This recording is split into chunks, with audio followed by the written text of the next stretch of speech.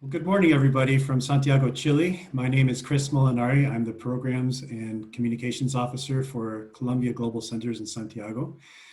Thank you for joining us at this event, The Fake News, The History and Evolution. This is our latest event in the Future of Journalism series, which is being developed between the Columbia Global Center here in Santiago and Universidad Diego Portales School of Journalism, and together with the Global Center in Paris. Today, we're honored to have the presence of two wonderful women. First, we have Andie Tucher, who's the director of the Ph.D. program at the Columbia School of Journalism. She's an historian and a journalist who has specialized in the issue of fake news. She's currently actually working on a book for Columbia University Press about the history of fake news in the United States. And before coming to Columbia, she served as a speechwriter for the Clinton-Gore campaign in 1992. After Andie Tucher's 25 minute presentation, more or less, we will be speaking with Paula Escobar, who's a journalist and professor and researcher at Universidad Diego Portales School of Journalism. Paula worked for 19 years as the editor of magazines for one of the most important media group here in Chile, which is El Mercurio. She's co-founder and executive director of the Women and Media Initiative at Universidad Diego Portales and is a member of the leadership group on gender parity at the World Economic Forum and the IDB. Just a few rules before we get into the presentation. This video will be available, as all our webinars are available, on the Columbia Global Center's website. I am putting the link into the chat right now so that you have access to it. And in the same chat, you will be able to post any questions you have during the presentation. So we'll start out with Andie, who will do the presentation in PowerPoint, and then follow up with Paula. Without further ado, Andie, the camera is all yours. Thank you. Thank you so much for having me here. I'm really pleased to be with you. I'm sorry we couldn't be gathering in person. We were going to try that several times before and it didn't work. I hope someday I can come to your fascinating city, which I've never been to, but I'm happy to have this conversation at a time when fake news gets more and more and more important and urgent. I have to say that ever since I began working on the history of fake news, I have become much more interesting wherever I go. Everyone is concerned about it. Everyone has had experience with it. Everyone wants to talk about its dangers. No one can figure out how to deal with it, even what it means. Some fake news, of course, is silly or harmless or clearly created to be entertaining and make money rather than to be believed. Like this, some fake news is obviously kind of silly or harmless and created to be entertaining and to make money rather than to be believed. But this Bat Boy was featured in dozens of issues of the supermarket tabloids, but most of the time, obviously, when we talk about fake news, we have in mind stuff that is much more troubling. Profoundly undemocratic, dangerous, like the activists or the agitators who are trying to influence elections by spreading information they know to be untrue, or the extremist groups who egg each other on with lies about people they see as enemies, crazy conspiracy theories. Fake news often uses the tools of social media, which allows fakers to conceal their identities and reach enormous audiences at little or no cost. There are people who use the term as an accusation. They call something fake news as a way to discredit accurate information they disagree with, which is something that President Trump has done. If there's a Twitter archive of all of his tweets since December 2016, and you can see that 867 times in the past 4 years, which is more than 4 times a week, he has used the term fake news to discredit stuff that he doesn't agree with. And all of this has undermined public trust in even the possibility of truth, which has a lot of serious consequences. We saw it again after the news broke on Friday that President Trump had tested positive for the virus. All over the internet, people have been speculating the diagnosis is fake news. He's not really sick, or he really is sick and he's sicker than they're saying, or it was Joe Biden who gave him the virus, or China who gave him the virus, or even nuttier stuff I don't even want to talk about conspiracy theories, deep state. This was on the front page of a website on Sunday that is generally critical of the president, but after nearly 4 years of deceptions and mistrust, neither his supporters nor his critics really know what's credible anymore. So there's every reason for all of us to be deeply dismayed by this vast world of misinformation and disinformation that we call fake news, and the threats that it poses to democracy and public life. But after spending years now researching the history of the phenomenon, I want to argue that fake news is undeniably dangerous, but we also need to pay attention to what I'm calling fake journalism. Most of my work has focused on US journalism, which developed in ways that are at first quite different from much of the rest of the world. And I'm inviting you to consider the paradox that the way that real journalism evolved in the US encouraged the spread of fake journalism, but it also offered important weapons against the spread of fake journalism. And we'll go into that in a bit. As some other countries in the world have been turning more and more toward the US model of objective, professionalized journalism, they too are facing the same dilemma.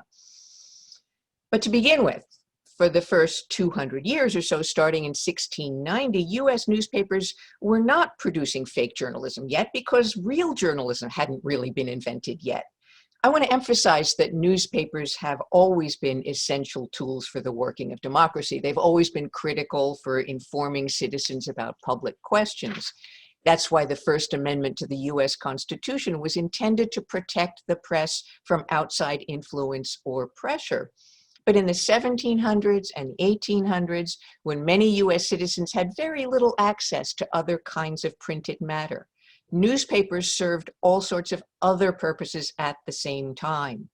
Newspapers didn't look like, and they didn't work like the papers we're familiar with now. They did not have trained reporters. They did not have press passes. They did not have codes of ethics. They did not have protocols for checking facts. And along with the news, they printed all sorts of other stuff: jokes, tall tales, poetry, short stories, recipes, travelers' letters, all sorts of entertaining fare. There is no such thing as objectivity in this era. Up until about 1890, many papers were owned by political parties, and they were known for being ugly, flatulent, crazy in arguing in their partisan attacks on the other side. No one bothered to publish local news that everyone already heard from their neighbor. You got instead little bits of information from faraway places that were copied from other papers closer to the source, which is seen as perfectly normal. I mean, maybe it's a sort of aggregating, but it all could make it feel pretty remote, almost like a fairy tale. This is from a Pennsylvania newspaper. In the corner, if you have your gallery view on, I made a star next to Pennsylvania, where this originated.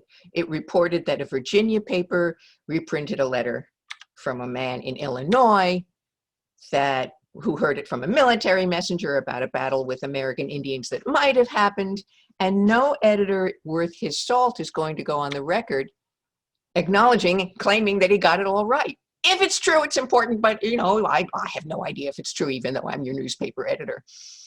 In the 1830s, the penny press is born. This is cheap and lively newspapers. They're intended to make lots of money for their publishers by appealing to a mass readership, and in the big cities particularly. And the editors quickly figure out that a good way to grab the mass readership's attention and their pennies is to give them fake news, like the story about the inventor of a telescope so big that he can see the surface of the moon and all the weird inhabitants, like men who look like bats and beavers that walk upright. There's also one about the balloon that flies across the Atlantic in 3 days. Of course, at this point, no balloons had ever flown anywhere across water like that. The point, though, isn't to fool people. No one expected readers just to blindly agree with this because it was in a newspaper. They already knew that they should approach newspapers with skepticism. The point was to open the world of newspapers to new readers by making newspapers more fun than ever. and by inviting the readers to decide for themselves whether or not they wanted to believe what was in the paper. This is not an editor saying, I've done the fact checking, I've looked into this, I know this is true. This is an editor saying, you choose, you make up your own mind. No one is looking to US newspapers to be authoritative or to be truthful all the time. They were supposed to be entertaining and to play with facts. Meanwhile, though, newspapers in other countries, including much of Europe and Latin America, are taking themselves much more seriously. These newspapers tend to be more literary and philosophical. They're often written by and for intellectuals. Their emphasis is on ideas rather than on news or facts. They're open about their political orientation. They're not really general interest publications. They tend to appeal to an upper class or elite audience. Some of them are founded by nations that had just won or declared their independence, and they're eager to proclaim their identities as independent nations and demonstrate their commitment to Enlightenment values. You can see the huge difference between the mission of Chile's first newspaper and the mission of the New York Sun with the story about the telescope and the bats on the moon. US newspapers remain messy and quirky and weird for most of the 19th century. They're filled with fakes and facts. They do some serious, responsible, reputable work. Some of the coverage of the US Civil War in the 1860s was very good, very accurate, very thoughtful. Some journalists are doing the work of advocating for reform, like the strong and committed anti-slavery press. Or they go undercover to expose scandals like Nellie Bly. You can see up above her waving hand inside the madhouse. She went undercover to expose brutal conditions in a mental hospital, in a hospital for women with mental illness. Other times, though, not so much. Some journalists are even talking about how much fun it is to fake. They're using that word, which is not as nefarious as we might think. It doesn't mean that they're circulating a story that China has given Donald Trump the coronavirus. Mainly it means adding juicy details, filling in stuff you missed to make a story more appealing. And lots of journalists think this is just fine. Readers like it. Readers want stuff that's not boring. Other journalists, though, are starting to get second thoughts here. The late 19th, early 20th centuries, much of the developed world is changing and growing restless. And in some responsible news organizations, there's a growing sense that journalism isn't doing the work of democracy, that it's not trustworthy, that it's faking too much, it's not serving citizens well. So starting in the 1890s, these news organizations decide to do something about that. What they do is they invent journalism. Real journalism. They start to establish clear standards and conventions for how to do good work. Journalists take the responsibility to hold journalism accountable for serving the public. The value of objectivity takes hold, the idea that journalists should work like scientists. They should base their reporting on reason, on systematic investigation, on scrupulous verification of facts, of careful neutrality. So not only do they establish professional conventions and standards that mark good professional work, they also criticize fellow journalists who are not upholding these standards. The journalists are policing their profession. They admit their own mistakes when they make them, which is kind of risky. There's always the possibility that if journalists admit to getting something wrong, readers would just say, well, they're sloppy or they're stupid and we're not going to pay attention. But journalists begin to believe that being honest and transparent and correcting what they got wrong would restore their credibility with readers. In other words, part of the journalistic profession is starting to police themselves and their fellows, holding themselves accountable for doing good ethical journalism. A famous example was a story in the Boston Globe in 1892 about a sensational local murder, a quiet middle-aged woman who was accused of killing her father and stepmother with an axe in a particularly gory crime scene. And journalists from all over the country are there, and they're competing ferociously to cover this trial, the Lizzie Borden trial. The Boston Globe gets hold of some secondhand information, really lurid stuff, about a shocking secret motive. The Lizzie Borden, says the informant, killed her father because he got angry when he discovered she was pregnant out of wedlock with her uncle's child. And the paper is so eager for the scoop, it publishes the news without checking it. And it all turns out to be completely, wildly wrong, completely untrue. Fake news accidentally. So the paper confesses, publicly acknowledging in the next day's front page it got things wrong. The Boston Globe story has been proven wrong in some particulars. Henry Trickey is the reporter. And it even reprinted the criticisms from other papers in its own columns. So here's the Boston Globe's own columns printing other newspapers calling it a fake. And the Globe said, "We're really sorry we faked. We'll never do it again. This is not faking that's cute and appealing and it's going to make readers happy. This is faking that's bad." It's an important turning point in the way that respectable news organizations treat their errors. And it made clear that journalistic faking was unacceptable. You could tell professional journalists by their refusal to countenance faking. It's doing real journalism and claiming the right to denounce fake journalism. So beginning in the 19th century around this time, another set of very familiar questions arise, questions that are very familiar to this day. It's the same one every time there's a new communications technology. How can this new thing, this new device, this new process, how can it be used in journalism? How should it be used in journalism? What are the rules supposed to be for journalism? Are they different for the rules for using it for other kinds of uses? How will people know what's true and what's fake if it comes to them through a new technology? Who has the right and the obligation to protect the public from fake information? And how do you know it's fake? And these are all questions that, feel familiar. There were three different technologies that were new in the 19th and early 20th centuries, and they each handled those questions in a different way. The first one was photography, which is introduced in 1839. It's seen as magical. It captures reality forever. It's a slice of life that is absolutely accurate. It would change everything. This is the same kind of things you hear about new technologies now. It's going to change everything. The poet and short story writer Edgar Allan Poe said that the photography would produce a more absolute truth. But it soon becomes clear, of course, that some truths are less than absolute. In the 1860s, a photographer named William Mumler began selling things that looked like this. Take a look. What you think you see, that's what you see. Spirit photographs. He's taking your picture in an ordinary way, and when you look at the picture, you see this thin outline, ghostly outline, hovering over your shoulder. And the photographer tells you, and you really want to believe, that it's your mother, or your wife, or your sister. It was the benevolent spirit. And it's made visible by these weird new magical powers of the magical new device that takes light through lens and, wow, pierces the veil of death.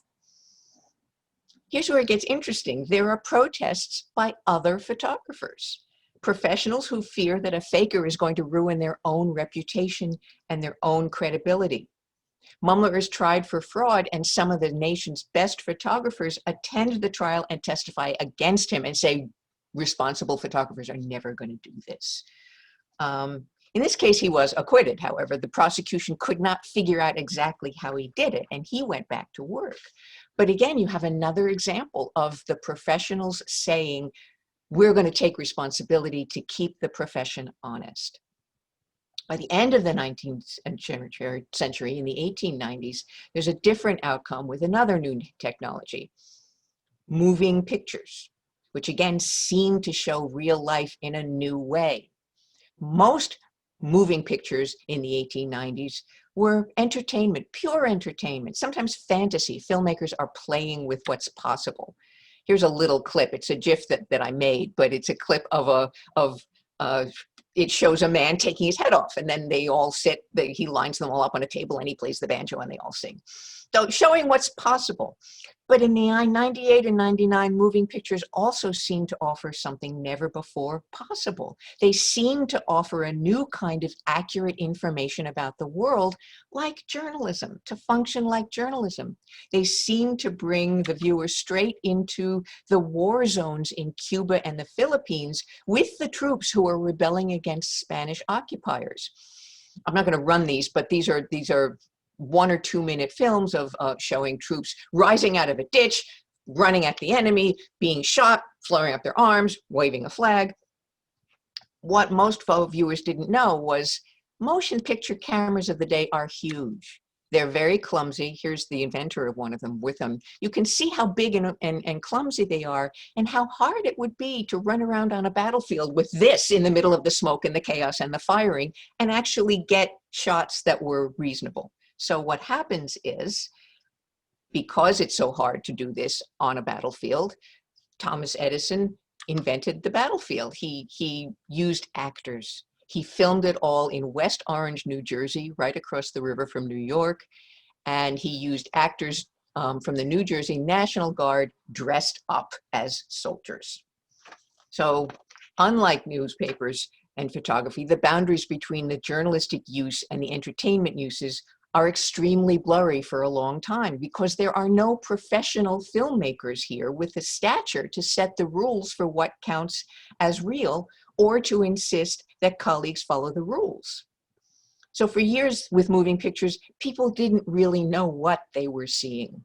And because it was so heavily an entertainment medium, most people didn't care, but this left misleading impressions.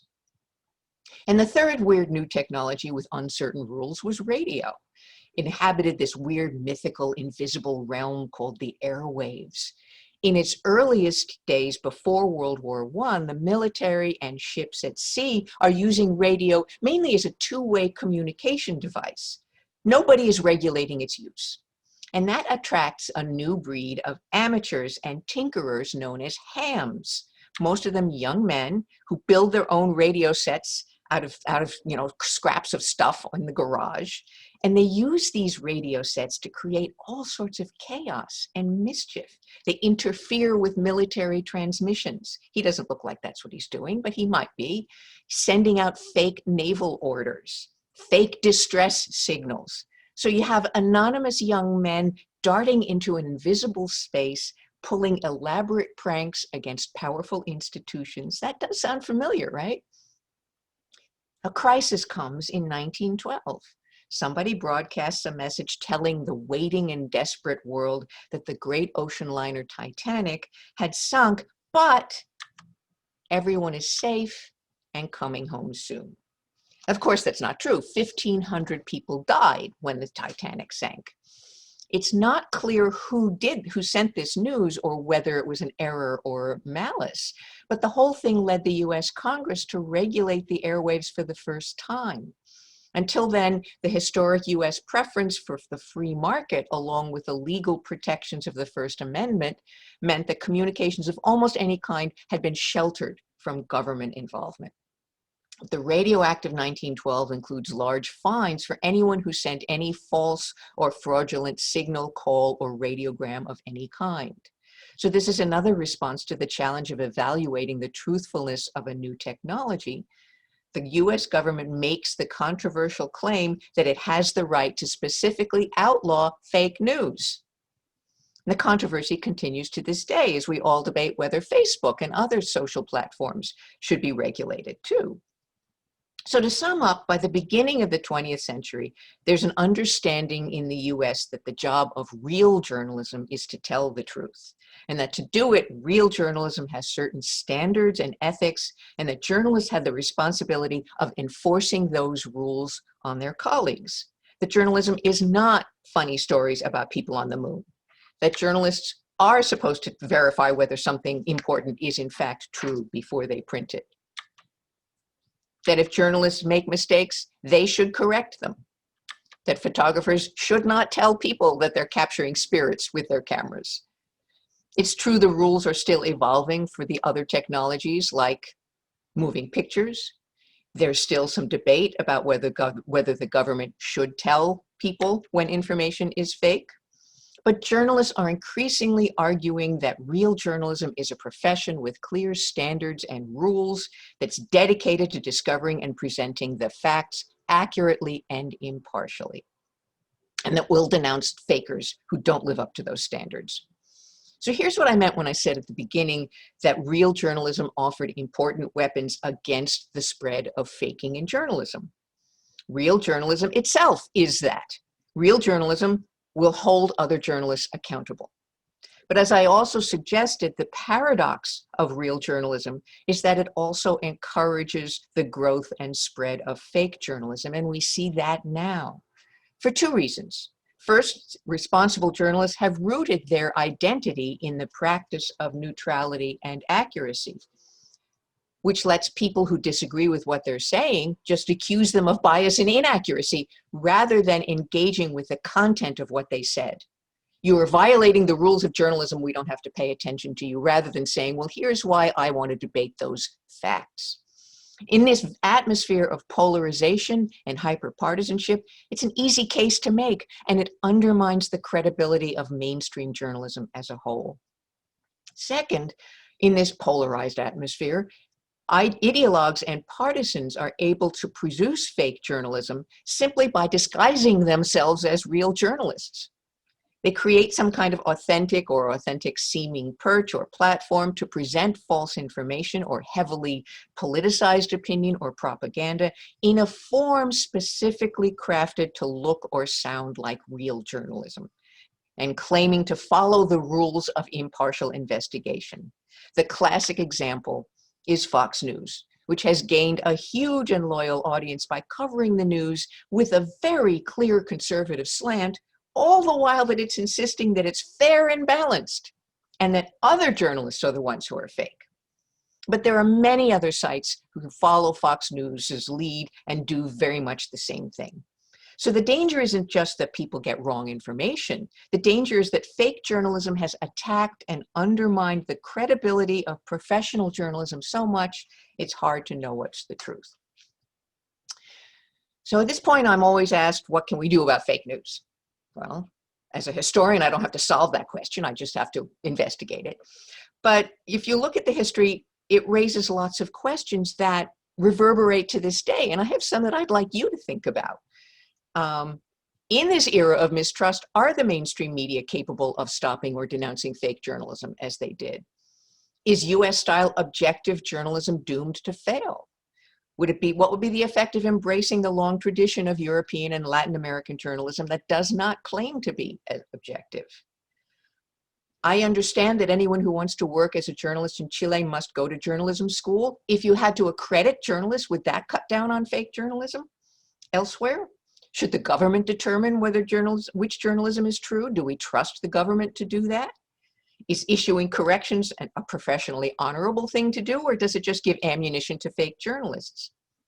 Is technology evil? So I'd love to hear what you think of those questions, or hear what your questions are, and thank you for listening. Thank you, Andie. It was a wonderful, I would say, masterclass about the history of fake news, and also, you know, you're illuminating the present when, as you said before, fake news are one of the main concerns of not only of journalists, but of everyone, every citizen in the world at the moment. So I would like to begin asking you, whose responsibility is to fight fake news? Do you think that social media companies now need to be regulated by law, for example, as many countries in Europe are now facing the situation that way? Do you think that's possible in the US and in the rest of the world also? That's a really hard question, and that's the question I think at the heart of what's going on now. The U.S. has always been very reluctant to do any kind of regulation because of the First Amendment that keeps government out of journalism. There's a strong sentiment among many people that Facebook particularly has become much too powerful, that essentially one relatively young man named Zuckerberg is deciding what people see as true and what people see as false, and that there should be regulations. That's a challenging a challenging line to walk, though, because if you don't trust Zuckerberg to decide what's true or false, who do you trust? Do you trust the government? Is that something you want to leave to the government to do? How can it be actually practically instituted? How do you make up rules to cover the whole sprawling atmosphere of social media? I think there can be some further regulation, but I also think that there's a large responsibility lies in viewers themselves to take seriously the requirement as a citizen to evaluate what they're reading and pay attention to what they're reading and decide whether it's true or false, and patronize or not patronize journalistic organizations and social media platforms that they don't feel are living up to that compact. But that's a hard question. Yeah, and as you said, the tricky thing is that, do you want to give any government in the world the power to censor some kind of content with that argument that they're fake news, but maybe it's only news they don't like, or they're criticism and things like that. On the other hand, Facebook and Twitter and all these social media companies, as you said, have huge amount of power. And so it's hard to find a balance, right, between free speech, to be against censorship, but also to fight this problem that has tremendous consequences on democracies. Yeah. There have been some moves. Facebook has announced several reforms with the election coming up, with the US election coming up. For instance, it's not going to take new political advertising for the final week before the election. That's an interesting way to think about some of the challenges, but it still means that anything can be posted in the next 3 weeks before the election. They are flagging certain things. They are trying to take down any information, any misinformation about voting, for instance. Purposefully fake posts telling you go vote here when in fact you're supposed to vote there. Facebook is pledging to take those down. Whether they can keep up with that, I don't know. But those are good efforts. Those are, I think, are practical efforts. Andie, we have to talk about the election in the US because it's an incredible story right now. Yeah. And it has tremendous consequences all over the world. So, and especially because polarization, fake news, propaganda, lack of transparency are at the center of the election right now, with President Trump being now back to the White House with COVID. So some journalists are saying that the worst part is that now facts are partisan. Even wearing a mask, if it works or not, is partisan. So do you think it's possible to get away of that climate that it's so toxic for democracy after the election, or is it something that remains there? That's one question. And the other one, as other countries that we're seeing this terrible polarization and hostile climate for democracy, what can be done in our countries to prevent that kind of outcome? Again, these are absolutely central questions that are really difficult to answer. The fear of many people I've been speaking with about the US election is that we have people in power, many of them on the right, but certainly also on the left, who find profit in being divisive, in sowing chaos, in sowing uncertainty and mistrust. Without leaders who are committed to civil society and civic values, it's really hard to surmount this kind of chaotic election. So again, some of the responsibility, I think, has to go back to the ordinary person, the ordinary citizen, in deciding for themselves whether or not they are going to fan the flames of the division and the divisiveness. But it's been a quality of US politics since the Reagan administration in the 80s. There have been politicians who find profit in being more divisive than unified. What we need is voters to say we're not going to stand for that anymore. We are going to vote in the people who are promising not to do that. That's up to us. You know, the presidential debate of President Trump and Senator Biden was last week, was also, a very symptomatic moment where you see, the impossibility of a dialogue, of a civil, normal dialogue.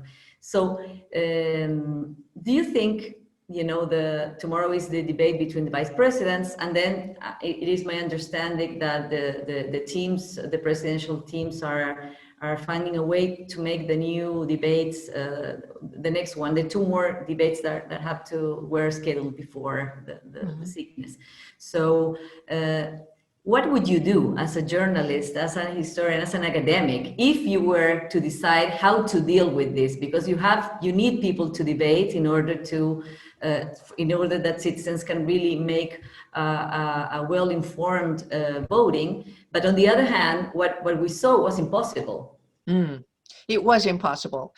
There is a lot of sentiment for Joe Biden to say, I'm not going to debate President Trump again because it is simply fruitless. He is not involved. He's not willing to have a civil conversation. We will learn nothing from this. We should not have it. And it may be that COVID will make that decision for everybody. And if the president is not feeling well enough to debate by the October 15th, which is the next one, I'm not sure that's the right answer. It's a very tempting answer. But there's also something to be said for allowing the American people to see President Trump as he is. It's one of these horrible remedies that may be as bad as the cure. But there was a revulsion after the last debate. Many voters who had not really paid attention, or who were thinking, well, I like this thing he does or that thing he does. After that debate, there's the polls show and interviews show that there was a real revulsion against that kind of politics. Maybe what we need is to go down to the bottom and show the consequences of this awful lack of civic discourse in order to take the next steps to surmount it. Yeah. And my last question, and then we will open for a lot of questions in the chat, and congratulations to you. And what can be done when, the first spreader of fake news in this case is the president of your country, and that, yesterday we saw him taking out the mask and saying that people shouldn't have fear of coronavirus, which is, that is false. It's a false claim. Us taking off the mask with other people in a way that it's completely responsible in every, medical truth that we can find. So what can be done in that sense? There are many journalistic organizations that are figuring out how to report on the president's lies and fake news in a way that is journalistically sound, but also very clear. They use words like the president falsely claimed, the president claimed without evidence, the president has been contradicted by experts who say thus. They don't say the president lied. I mean, many of them make a calculated decision. They are not going to use language that is incendiary, that might turn off viewers, readers, and I think that's a reasonable, logical choice. You don't want to turn off people who are going to say, well, they've already judged against him, they don't like him, I'm not going to follow that. There is a value to following some of the qualities of an objective, impartial discourse by using measured language, but that doesn't mean you can't say that the president many experts, public health experts, contradict the president's assertion that COVID is nothing. And to say that very clearly and again in all of their reporting. Question is, people have so many different journalistic organs they can choose. And there's nothing that's going to force people to go read the New York Times' very measured response, as opposed to a very partisan Trump site that's going to say, well, it's fake news, it's fake media, they hate him. You can't force people to consume news that is true, but you can make the news that you are responsible for as true and as straightforward as possible. Thank you, Andie. We have two very interesting questions very early at the beginning of the conference, so I will begin with them. Okay. How difficult it is for less informed people to discover fake news? And the other one, what percentage of news is fact-checked? In all these initiatives of newspapers of fact-checking in Chile, we also have them. Yeah. the percentage of news that's fact-checked, a lot of daily news, a very large portion of daily news is not formally put through a fact-checking procedure because there just isn't time. If you're publishing news, especially with the speeded up cycle of the internet, what used to be possible when you had a day between the issuance of every issue, you could take some more time. That's a hole. That's a hole in the fact-checking enterprise. What can be done there is newspapers, well, when I talked about it a little in my talk, the question is, if you make a mistake, how big a deal do you make out of correcting your mistake? And I think journalists need to be upfront and clear. We made a mistake. We are going to correct that.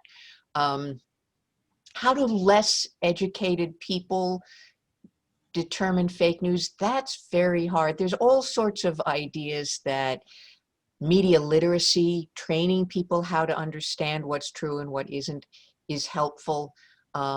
People need to be willing to undertake that study, however. And it's true, there are many people who find their news, who choose the news that gives them, that reflects the point of view of the world that they already believe. Yeah. It is often, I think, true that people who are less exposed to larger and more diverse and more multifarious sources of news, it's easier for them to focus on something that simply reinforces their own beliefs. How to induce them to think about what's fake news and what isn't? I wish we knew. I wish we knew. That's a very hard one. Especially, for example, when these fake news get viral on WhatsApp groups, family groups, or friends groups, and then, you know, the fact-checking work that newspapers do all the time with a lot of effort, well, they are in newspapers or news sites that they don't read, and they don't get, you know, to the family WhatsApp group. So it's kind of two parallel worlds, you know, the spread of this viral fake news, and on the other hand, journalistic work doing, you know, the best to discredit that, but how to make them to build a bridge between those two worlds. Yeah, that's very hard. There's a question from Maria Jose Rasuris. Andy, did you see the Netflix documentary, The Social Media Dilemma? His vision is as catastrophic as the authors. And I think there's a huge controversy between Netflix and Facebook, right? And you know, this being promised or something like that. Yeah, I have not yet seen the documentary. It's on my list of things I want to see. So the general argument of it is that social media is a mess. Is that am I being correct? Yeah. There is a growing understanding among a lot of people who pay attention to public life that social media is has dangerous power, has an enormous amount of power. That's helpful. That's helpful for people to rethink how they use social media. I was reading this morning about a man who had lost his job in the pandemic, was bored, was home all the time, found himself obsessed on social media with the conspiracy theory QAnon, which some of you may have heard of. It's an insane conspiracy theory that you know, I don't even want to broadcast some of what their beliefs are, but it deals with it's very supportive of Donald Trump, and it believes that he's going to save the world. You know, this man talked about how by being alone and depressed over the loss, he spent 8 hours a day following this on social media until one morning he woke up and he thought, this is crazy. And he cut off his social media then and there and said, it can't be true. I'm going to take hold of myself and change. It's a hard thing to do, but it does happen. I think people are becoming conscious of when social media can be nefarious and take over their lives. And it is possible to back out and to change our relationship with it. There's a very good question from Rene Bon. What happens when fake news are institutionalized in think tanks, using astroturfing to convey fake debates about some issues? That's a good question. That happens that happens more than we know. This is what I mean about fake journalism. Things that have the appearance of following the rules of verification and objectivity, but that are produced by organizations who remain kind of under the radar, and you don't realize that they are, many of them, partisan advocates for a particular cause. Again, this requires people to be vigilant and to be conscious, and it's a difficult truth that a lot of people don't really know how journalism works. They don't know what the rules are for mainstream journalism, so they don't know how it differs from other kinds, from fake journalism, from advocacy, from social media. The astroturfing can be very powerful and very influential. And again, all we can say is asking people to be vigilant and to pay attention and to judge, use their own common sense and to judge whether something feels right and what the source of it is. You need to understand what the source of it is, which takes a little bit of research and takes a little effort. Pascal Bonnefoy has a comment and a question for you. She says, I agree voters should see the president and candidate as he is, but I also question the role of journalists who reproduce Trump's falsehoods as coverage or react to his tweets or even stay and cover press conferences when he's outright lying. I think it is a tough decision how to balance coverage and not foment the diffusion of his lies. What are your thoughts about this? Oh, great question. Great question. There have been many journalists who said, and at the Columbia Journalism School where I teach, a number of, one of my colleagues started circulating a letter asking the networks not to broadcast Trump's press conferences live because he argued they're not press conferences. They are simply opportunities for the president to rant, and he doesn't take questions. He shuts down journalists. It doesn't follow the procedures that had been instituted to make a press conference an informative event. So there is some sentiment for shutting down, for refusing to cover, refusing to air the president's press conferences live. I think maybe a more moderate ground might be to air them, but to fact check them in real time, perhaps with the crawl underneath, to continue to try to ask questions. There are some very courageous and persistent journalists who continue to press the president. Yamiche Alcindor, who is a reporter for the PBS NewsHour, gets under the president's skin by continuing to press him on questions that he really doesn't want to answer. He sometimes doesn't, he ignores her often, but she is there and she continues to ask him. If journalists abdicate the responsibility of applying that kind of pressure, there is nothing to hold them to the fire. But yeah, it's a fine line. You need to worry about whether it's simply giving a platform for his ideas. You want to challenge him in a way that doesn't look too adversarial so that it would turn off people who would find it troubling. But you know, a delicate line to walk, but I think it can be done. There's a question from Hansa Mzivat. I think the spread of fake news happens a negative, meaning more by what is not said, not discussed, or subject to censorship, such as socially sensitive issues, highest remunerations of chief executives, for instance, or claims with regards to men-women relationships. What is your take on this, Mrs. Tucker? Thank you. We see a lot of that going on in the United States in the past 6 months or so over issues of race. Very important question. There has become, I think, a general reckoning that a lot of for instance, what has become a clear fact that many more people of color are arrested proportional to the population. They are treated differently when they're arrested. Justice works differently for people of color in the justice system than for white people. And I think that this is something that had not been reported for a very long time. There is now a reckoning brought about by the awful incident of the killing of George Floyd by a police officer who was kneeling on his neck. That's a healthy development, as difficult as this conversation is, and it is difficult, it is awful to think of what's been going on, but it would never have been addressed or fixed without the press understanding and realizing it does need to bring attention to this and pay attention, and that it was wrong in ignoring it before. So these questions, it often takes a difficult, awful event to bring them into the public eye, which is really awful. But once it's there, I think that's very important. Professor André Insunza from Universidad Portales is asking, what basic tools do people need to be vigilant and pay attention to? Oh, when you're reading any kind of journalism, pay attention to the source, pay attention to where it comes from, pay attention to what the journalistic practices of the organization are.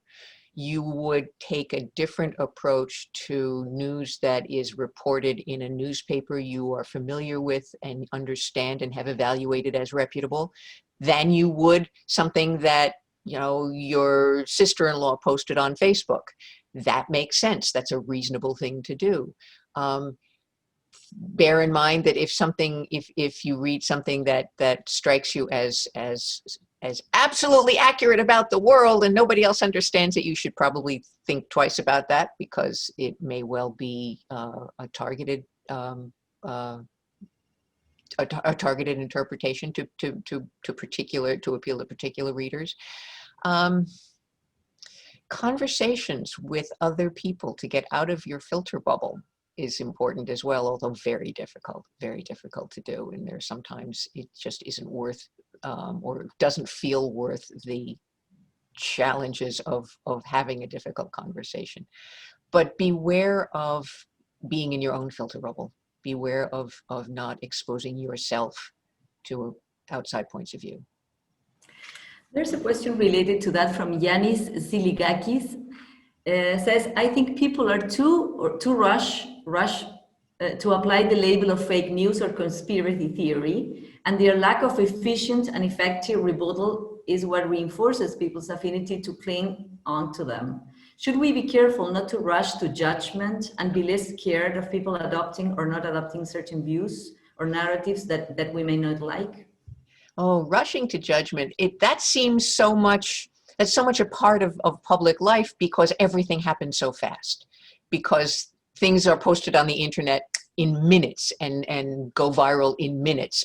Things are tweeted in minutes that reach around the world. Yeah, things can be overwhelmingly fast and difficult to deal with. The challenge there is that if you want to stop and reasonably, I think it's a great idea to stop and reasonably consider whether something is true or not. The longer you take to do your due diligence on deciding what's true or not, 16 other things are flying around that you also have to make up your mind about. The speed of the internet and social media is a really dangerous thing, and that's very difficult to dial back. I was intrigued to see that Tim Berners-Lee, who is the man who is credited with having invented the World Wide Web in the 90s, to make it user-friendly and bring it into people's homes. He recently apologized. He said, I'm sorry, if I knew this was going to happen, I would not have done it. That's the sort of thing it's difficult to walk back. But again, awareness, pay attention to how you consume things and how quickly you accept the truth or falsity of things is important. Each of us can do something in our own way to deal with that. Yeah, he gave a very scary interview, like saying that this couldn't be fixed. I mean, that he was, like he opened the bottle and then the genie was outside, and it's impossible to get him back.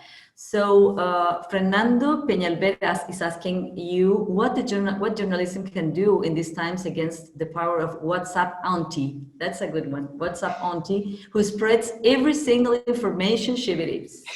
And she has time normally. That auntie always has time to spread this fake news. Yeah, and the pandemic has given everybody all that much more time to spread fake news.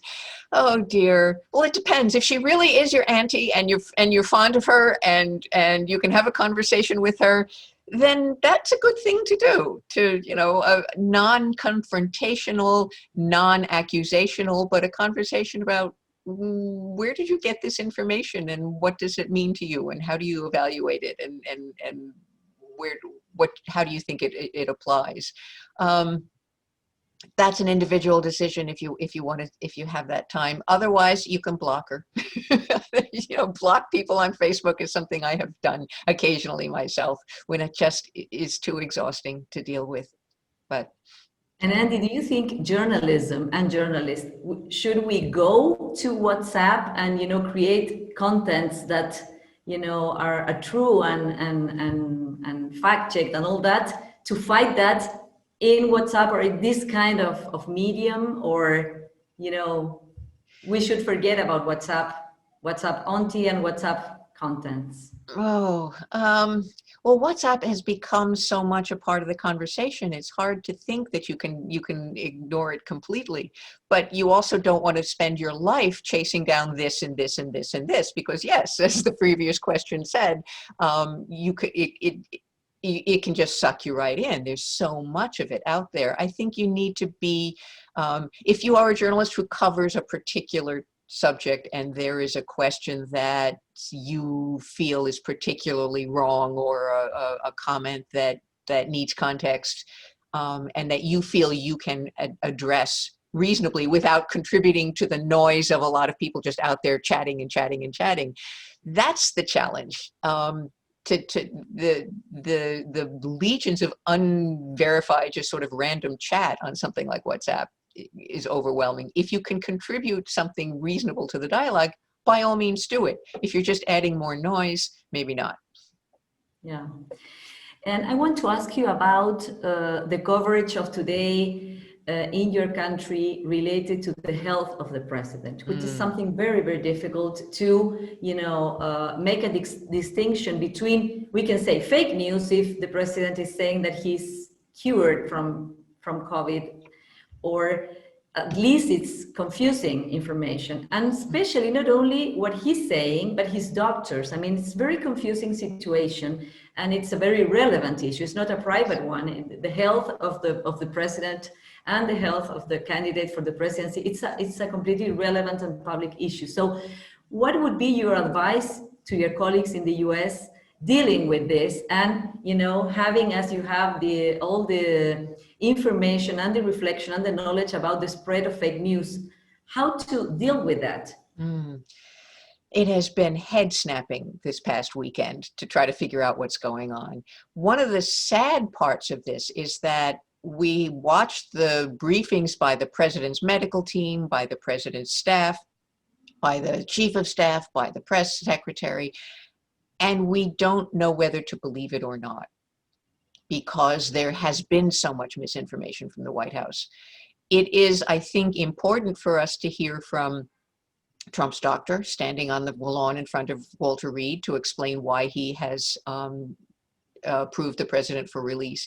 But it's also important to talk to Dr. Anthony Fauci, who has become a trusted source on questions involving the pandemic.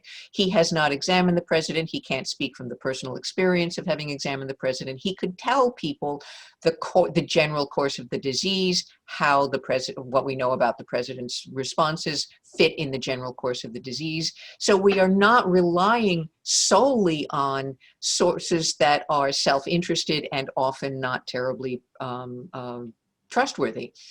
We can't block those completely, but we can complement it with information from people who truly are experts and know what they're talking about.